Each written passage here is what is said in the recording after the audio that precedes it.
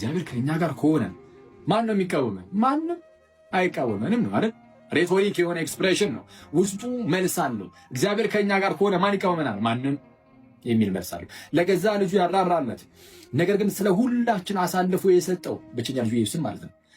ነገር ግን ስለ ሁላችን አሳልፎ የሰጠው ያው ከእርሱ ጋር ደግሞ ሁሉን ነገር እንዴት አይሰጠንም?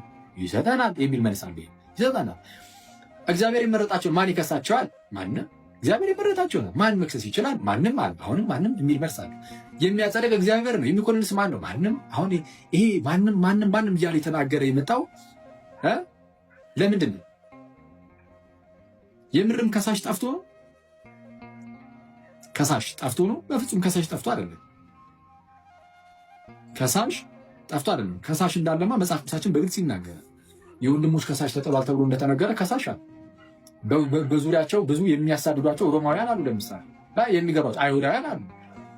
ሰይጣን ሁሌ ከሳሽ ነው። ሰው ምንድን ነው? ሁሌም ከሳሽ አለ፣ ገዳዩ ይኖራል ምናምን። ግን እግዚአብሔር ከኛ ጋር ከሆነ ማንም አይችልም። ምክንያቱም ጌታ ከኛ ጋር ነው። እሱን ለማሳየት ምን ብሎ ተናገረ? ቀጠል አድርግ። ምንድነው?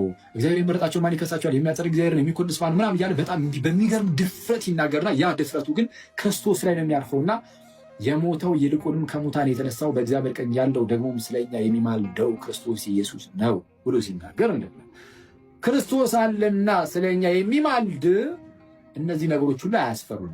ስለኛም የሚማልደው የሚለው በነገሮች ሁሉ የሚያግዘን የሚረዳን እርሱ ነው ለማለት ነው። የሚማልደው የሚለው ማገዝን ያመለክታል። አዎ ከየት አመጣ?